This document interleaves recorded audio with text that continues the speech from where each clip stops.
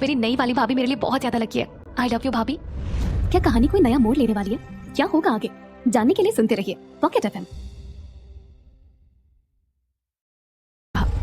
तुम अपने घर चले जाओ और हाँ, अपना मोबाइल स्विच ऑफ कर लेना। ये बोलकर उसने अभय की ओर देखा। देवा मन में सोचने लगा, बप्पा क्यों ये मासूम सी दिखने वाली लड़की खतरों से खेल रही है। ये अभय सर को ठीक तरह से नहीं जानती। सायशा ने उसकी ओर देखा और कहा, तुम जा सकते हो। देवा ने हाँ में सर हिला दिया और वहां से चला गया। उसके जाने के बाद सायशा ने अभय की ओर देखकर कहा, मिस्टर खन्ना, तैयार हो जाइए अपनी जिंदगी की आखिरी ड्राइव के लिए। ये बोलकर वो ड्राइविंग सीट पर सेटल हो गई। उसने मिरर सेट कर अभय का चेहरा देखा। अभय के चेहरे पर कोई भाव नहीं थे। सायशा ने कार स्टार्ट की और कार अपने घर ना ले जाकर मुंबई की बाहरी रोड की ओर ले जाने लगी। उस वक्त सायशा काफी गुस्से में थी। इस बीच उसने कई बार अभय को पीछे पलट कर देखा, लेकिन अभय के चेहरे पर कोई भी भाव नहीं थे। मुंबई की बाहरी रोड उस वक्त सुनसान थी। दूर दूर तक कोई नजर नहीं आ रहा था। सायशा गाड़ी फुल स्पीड में चला रही थी। कुछ देर बाद अभय ने विंडो ग्लास से बाहर देखा। उसने सायशा की ओर देखकर कहा, तुम्हारी पसंद बहुत अच्छी है। तुम मेरे साथ अकेले टाइम स्पेंड करना चाहती थी, इसीलिए मुझे लॉन्ग ड्राइव पर अकेले लेकर चली आई। मुझे इंप्रेस करना चाहती हो? सायशा ने पीछे पलटकर गुस्से से देखा और कहा, नहीं, मैं सुसाइड करना चाहती हूँ। अभय ने अपने कंधे उचकाकर कोई जवाब नहीं दिया। कुछ देर बाद वो लोग मुंबई के बाहर निकल आए। उस वक्त सायशा खाई की ओर ड्राइव कर रही थी।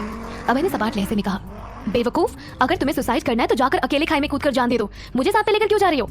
सायशा ने एक बार फिर पीछे पलटकर देखा और कहा, तुमने ही तो कहा था तुम हर वक्त मेरे साथ हो और मुझे कभी गिरने नहीं दोगे। चलो देखते हैं कितना डेयरिंग है तुम्हारे अंदर, मिस्टर अभय खन्ना। ये बोलकर सायशा ने गाड़ी को टॉप गियर में डाल दिया और गाड़ी फुल स्पीड में चलाने लगी। उनकी कार खाई से काफी नजदीक आ चुकी थी। सायशा ने पीछे पलटकर अभय की ओर देखा और कहा, गुड बाय, अब हम दोनों कभी एक दूसरे से नहीं मिल सकेंगे।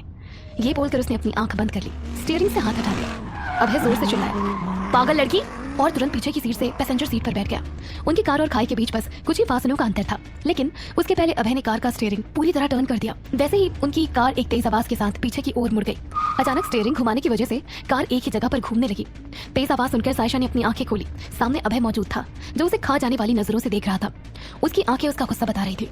वो दोनों एक दूसरे को देख रहे थे। कुछ देर बाद उनकी कार अपने आप एक जगह में रुक गई। कार के रुकते ही अभय ने उसकी ओर देखकर कहा, तुम्हारी हिम्मत कैसे हुई मेरी जान लेने की? सायशा ने गुस्से से कहा, और तुम्हारी हिम्मत कैसे हुई मेरा फायदा उठाने की? उस वक्त अभय बहुत गुस्से में था। उसने सायशा को देखकर कहा, बेवकूफ लड़की, क्या तुम्हें पता है फायदा उठाना किसे कहते हैं? नहीं पता ना? अब मैं तुम्हें बताता हूँ फायदा कैसे उठाया जाता है। ये बोलकर अभय ने सायशा की सीट बेल्ट खोल दी और उसकी सीट पीछे की ओर एडजस्ट की। सायशा ने जोर से चिल्लाने की कोशिश की, अभय तुम ये क्या करना चाहते हो? अभय ने कहा, तुम्हें अभी पता चलेगा कि मैं तुम्हारे साथ क्या करने वाला हूँ। ये बोलकर अभय सायशा के करीब गया और उसके होठों पर किस करने लगा। उसके करीब आते ही उसके मुंह से शराब का भभका सायशा को महसूस हुआ। सायशा ने उसे खुद से दूर ढकेलने की कोशिश की, लेकिन सायशा पर अभय की पकड़ काफी मजबूत थी और उसे वो कंटिन्यूअसली 2 मिनट तक किस करता रहा। इस बीच उससे बचने के लिए सायशा ने हर पॉसिबल कोशिश की, लेकिन वो उसे खुद से दूर नहीं कर पा रही थी। अभय ने उसकी आंखों में आंखें डालकर देखा। उसके दूर हटते ही सायशा ने जोर से चिल्लाकर कहा, अभय सचमुच मैंने जितना सुना था तुम उससे कहीं ज्यादा घटिया इंसान हो। उसकी बात सुनकर अभय को और भी ज्यादा गुस्सा आने लगा। उसने सायशा की ओर देखकर कहा, तुम जानबूझकर मुझे अपने करीब बुलाने के लिए मुझे प्रोवोक कर रही हो, है ना? ये गर्ल्स कार्ड खेलकर। ये कहते हुए अभय ने अपने शर्ट की बटन्स ओपन कर स्लीव्स ऊपर चढ़ा ली। सायशा की आंखों में इस वक्त गुस्सा और डर दोनों के मिले जुले भाव थे। जैसे ही अभय अपनी शर्ट की बटन ओपन करने लगा, सायशा ने नाराज होते हुए कहा, तुम मेरे साथ ऐसा नहीं कर सकते। अभय ने अपनी आईब्रोज खाकर कहा, मैं तुम्हारे साथ अच्छी तरह पेश आ रहा था, लेकिन तुम बार बार मुझे अपनी हरकतों से मुझे उकसा रही हो कि मैं तुम्हारे साथ वो सब करूं जो एक जवान लड़के और लड़की के बीच होता है। ये बोलकर अभय ने सायशा के ड्रेस के बैग की चेन ओपन कर दी। अब सायशा बहुत ज्यादा डर चुकी थी, लेकिन उसने अभय के सामने गिड़गिड़ाने से बेहतर उसके साथ अपनी ताकत आजमाइश करना ज्यादा बेहतर समझा। उसने अपनी आंखें बंद की और खुद से बात करते हुए कहा, चाहे जो भी हो जाए मैं तुम्हें इस तरह अपना फायदा नहीं उठाने दे सकती, कभी नहीं। ये कहते हुए वो अभय को पीछे की ओर पुश करने लगी। अभय को खुद से दूर करने के लिए उसने अपनी पूरी ताकत लगा दी थी, लेकिन अभय पर उसका कोई असर नहीं हो रहा था। अभय उसकी गर्दन पर किस किए जा रहा था। सायशा ने चिल्लाकर कहा, हर्ष ने बिल्कुल ठीक कहा था, तुम बहुत घटिया इंसान हो, लेकिन मैं ही बेवकूफ थी। अमित को लेकर जो तुम्हारा विश्वास मुझ पर था वो मैं कभी नहीं तोड़ना चाहती थी, लेकिन मैंने लोगों की लाख मना करने पर भी ये जॉब एक्सेप्ट की। लेकिन तुम इस तरह से मेरे साथ पेश आओगे कि मैंने कभी नहीं सोचा था। न जाने क्यों ये बात सुनकर अभय के अंदर का गुस्सा पल भर में गायब हो गया और वो सायशा को गौर से देखने लगा। कुछ सोचकर वो पैसेंजर सीट पर आकर बैठ गया और गहरी सांस लेकर खुद को कंट्रोल करने की कोशिश करने लगा। उसके दूर हटते ही सायशा ने अपनी ड्रेस सेट की। अभय ने सपाट लहजे में कहा, यहाँ से अपने घर चले जाओ। सायशा ने बगैर कुछ कहे गाड़ी स्टार्ट की और वो दोनों वहां से निकल पड़े। रात के 1 बज चुके थे। वो सायशा के अपार्टमेंट में पहुंच चुके थे। सायशा ने अपार्टमेंट में पहुंचकर जैसे ही लिफ्ट का बटन दबाया, उसके पीछे अभय भी मौजूद था और इस बात से अनजान सायशा लिफ्ट के ओपन होते ही जैसे ही लिफ्ट के अंदर एंटर हुई, अभय भी उसके साथ लिफ्ट के अंदर आ गया। अभय को अपने साथ देखकर सायशा ने हैरानी से अपनी आंखें बड़ी कर कहा, तुम यहाँ क्या कर रहे हो? अभय ने अपनी आंखें गोल घुमाई और कहा, क्या तुम्हें नहीं पता आज रात मैं तुम्हारे साथ ही रहने वाला हूँ? तभी उनकी लिफ्ट 3rd फ्लोर पर आकर ओपन हुई। अभय उसका हाथ पकड़ के लिफ्ट से बाहर आ गया। सायशा ने उसकी ओर देखकर कहा, लेकिन तुम मेरे साथ रात नहीं गुजार सकते, तुम यहाँ से वापस अपने घर चले जाओ। अभय दीवार से टिककर हाथ बांध कर खड़ा हो गया। उसने अपनी आईब्रोज उचकाकर कहा, क्या सोचकर तुम मुझे ये ऑर्डर्स दे रही हो? साइशा ने आसपास नजर दौड़ाई और कहा, मुझे यहाँ शिफ्ट हुए कुछ दिन ही हुए हैं। अगर इस तरह तुम रात में मेरे साथ घर में रहोगे तो मेरी बहुत बदनामी होगी और हो सकता है मुझसे ये घर खाली करवा लिया जाए। अभय ने सपाट लहजे में कहा, तो ये बात तुम्हें देवा को छुट्टी देने से पहले सोचनी चाहिए थी। साइशा ने परेशान होते हुए कहा, अगर देवा नहीं है तो तुम खुद गाड़ी ड्राइव कर लो ना। अभय ने अपनी आंखें बड़ी कर उसके करीब आकर कहा, ये सब तो मुझे जानबूझकर करने के लिए कह रही हो ना, ताकि मैं गाड़ी ड्राइव करूं और ड्रंक एंड ड्राइव का केस लगाकर पुलिस वाले मुझे पकड़ के जेल के अंदर डाल दे। ये सब तुम्हारी चाल है ना? साइशा ने अपने सर पर टपली मारकर कहा, क्या जरूरत थी तुझे कुल्हाड़ी पर पैर मारने की? Mata Rani help me.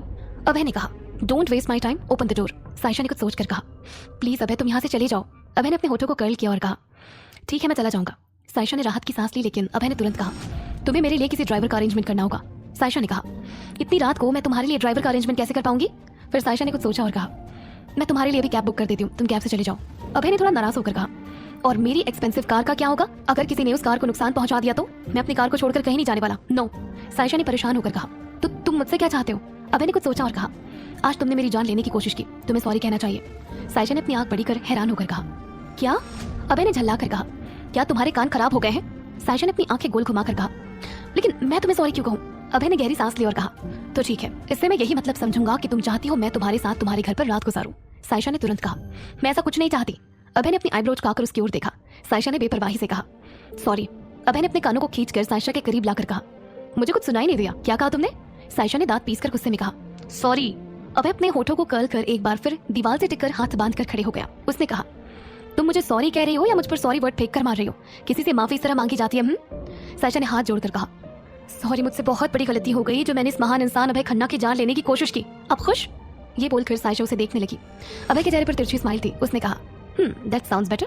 ये बोलकर उसने लिफ्ट की बटन प्रेस की और साइशा की ओर देखकर कहा, तुम आराम कर लो, हम कल सुबह मिलेंगे, गुड नाइट। ये बोलकर वो लिफ्ट के अंदर चला गया। अभय की बात सुनकर साइशा ने चिल्लाकर कहा, तुमसे किसने कहा कि हम कल मिलेंगे? अब हम कभी नहीं मिलेंगे। I hate you. मैं तुम्हारा चेहरा भी नहीं देखना चाहती। माता रानी से हमेशा यही कहूंगी कि मुझे इस जन्म क्या 7 जन्म में भी तुम्हारी शक्ल देखने ना मिले। हालांकि अभय वहां से जा चुका था। इस तरह चिल्लाकर साइशा अपना फ्रस्ट्रेशन निकाल रही थी। अगली सुबह 8 बजे साइशा रेडी होकर जैसे ही अपार्टमेंट से बाहर निकली, उसी वक्त अभय की कार उसके सामने आकर रुक गई। अभय की कार देखकर साइशा ने खुद से बात करते हुए कहा, इस तरह राहु केतु भी किसी की कुंडली में कुंडली मार कर नहीं बैठते होंगे, जिस तरह ये साइको मेरी लाइफ में कुंडली मार कर बैठ गया है। अब पता नहीं आज कौन सा नया पागलपन करने वाला है। Mata Rani please help me. अभय अपनी कार से बाहर निकला। इस वक्त उसने व्हाइट कलर की टी शर्ट के साथ ब्लैक कलर का सूट कैरी किया हुआ था।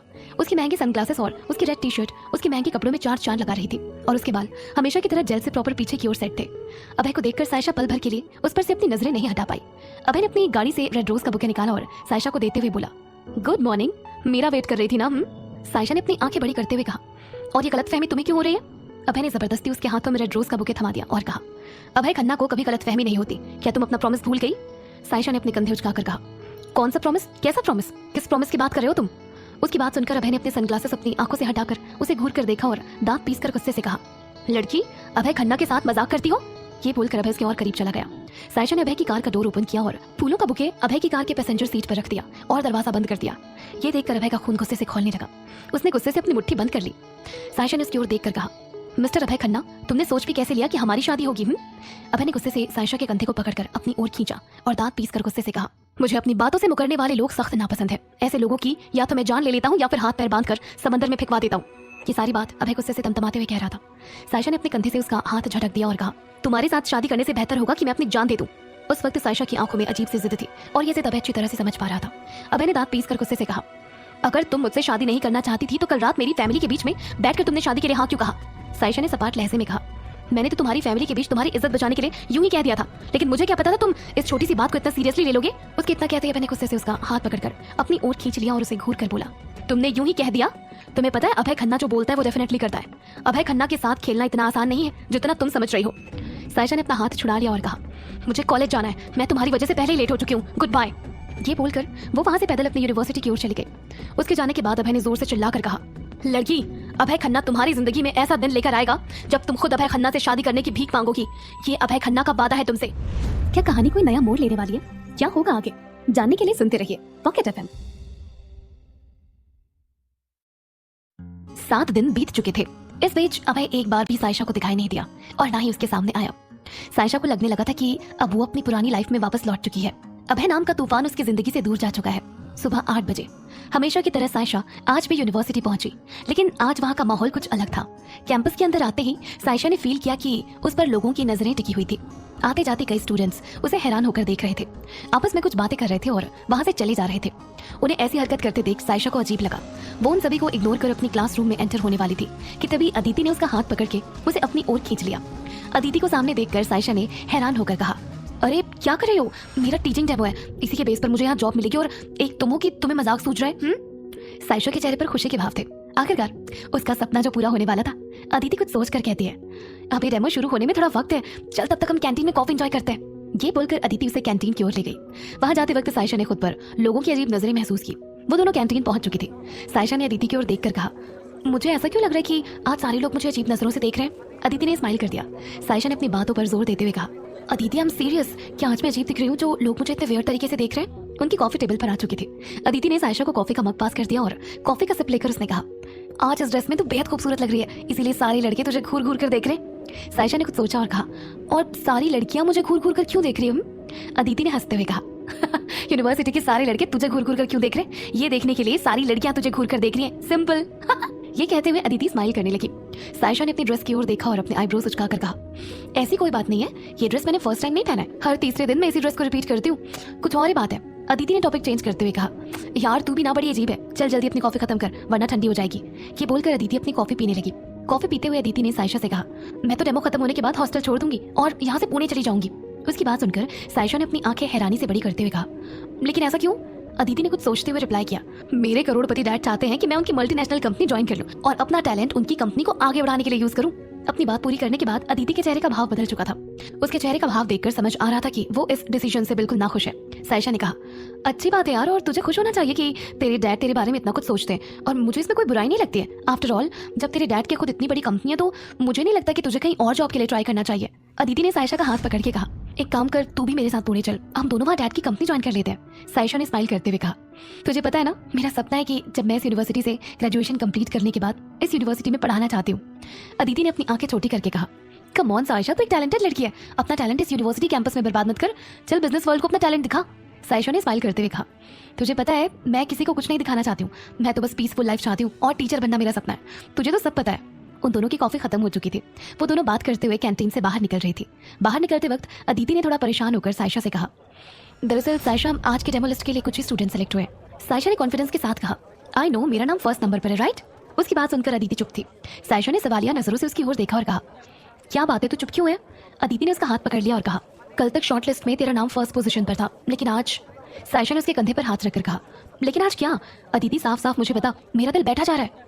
अदिति ने उसकी आंखों में आंखें डालकर कहा, लिस्ट में आज तेरा नाम नहीं है, फर्स्ट पोजीशन पर स्टूडेंट डायन टीना का नाम लिखा हुआ है, तेरा नाम हटा दिया गया है। ये सुनकर साइशा को लगा मानो उसकी आंखों के सामने अंधेरा छा गया हो और उसके पैरों तले जमीन खिसक गई हो। पल भर के लिए वो सुन्न पड़ गई। अदिति ने उसका हाथ पकड़ के कहा, साइशा डोंट वरी, मुझे पता यू आर टैलेंटेड गर्ल। और वो आगे और भी कुछ कहना चाहती थी, लेकिन साइशा उसकी बात सुने बगैर वहां से प्रिंसिपल ऑफिस की ओर जाने लगी। अदिति ने भागकर साइशा का हाथ पकड़ लिया और समझाती हुई बोली, साइशा, आई नो तूने इस डेमो के लिए कितनी कड़ी मेहनत की है, लेकिन इस वक्त उस बूढ़ी चुड़ैल से झगड़ा करने का कोई मतलब नहीं है।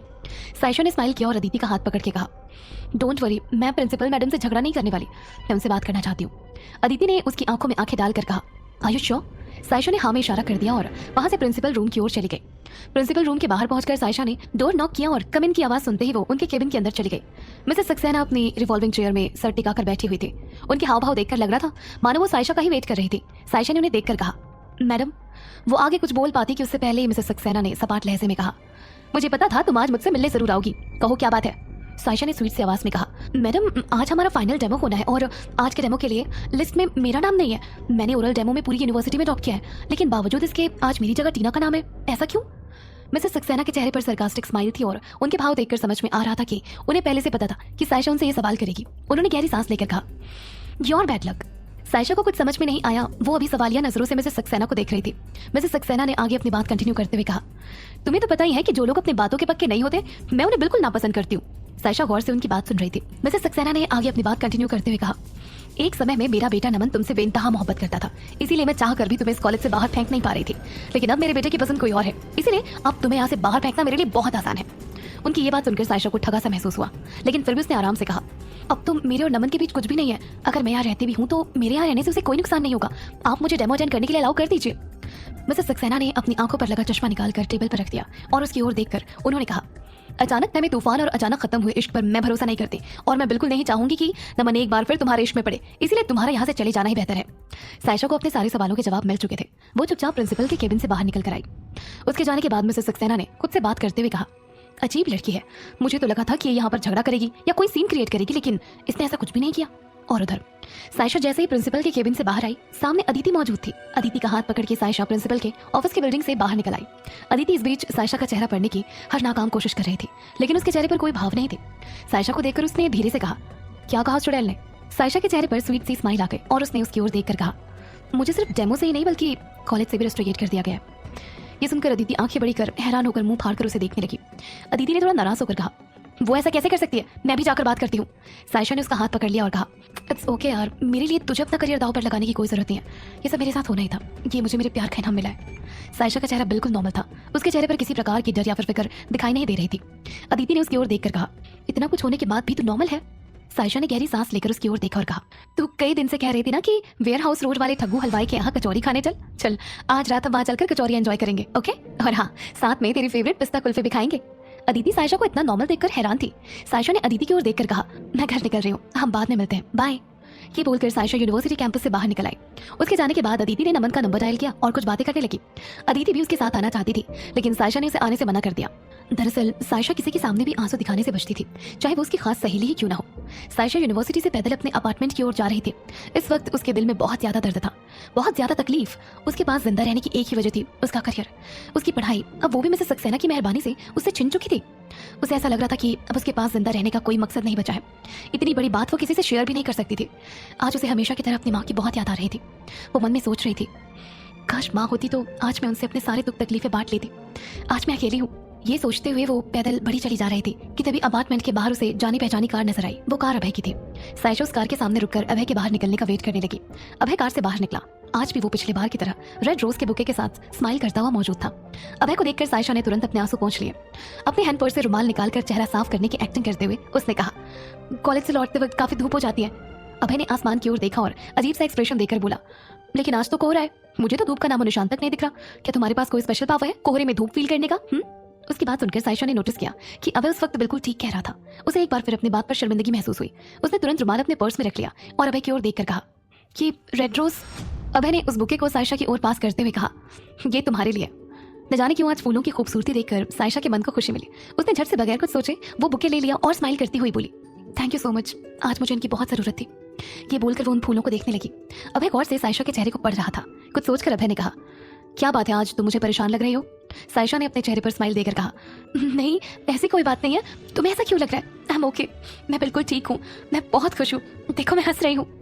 ये बोलकर सायशा नम आंखों के साथ खुलकर हंसने की एक्टिंग करने लगी। अभय ने गहरी सांस ली और कहा, मुझे ऐसा इसीलिए लगा क्योंकि मुझे देखकर तुमने अपना सिग्नेचर डायलॉग जो नहीं मारा, तुम यहाँ। सायशा ने नहीं में सर हिला दिया। अभय ने कहा, अब बताओ कौन सी बड़ी तकलीफ है जो तुम मुझसे और जबानी से छुपाने की कोशिश कर रहे हो? उसकी बात सुनकर सायशा हैरान होकर उसकी ओर देखने लगी। सायशा का हमेशा से ये टैलेंट रहा है कि वो बहुत अच्छे तरीके से खुद की तकलीफ को संभाल लिया करती है और उस तकलीफ के दर्द को उसका चेहरा देखकर आज तक कोई नहीं समझ पाया था। यहाँ तक कि सालों तक वो जिस नमन के साथ रिलेशन में थी वो तक कभी उसके चेहरे में आई तकलीफ नहीं देख पाया। लेकिन अभय पहला शख्स था जो सायशा के चेहरे में आई हर तकलीफ बखूबी पहचान लेता। उसे देखकर सायशा ये सोच रही थी कि तभी अभय ने उसकी आंखों के सामने चुटकी बजाई और कहा, मैं इतना भी हैंडसम नहीं हूँ कि तुम मुझे इस तरह घूर कर देखो। अब बताओ क्या तकलीफ है तुम्हें? सायशा ने गहरी सांस लेकर कहा, क्या कुछ देर के लिए मुझे तुम्हारा कंधा मिल सकता है? अभय ने कड़क आवाज में कहा, नहीं।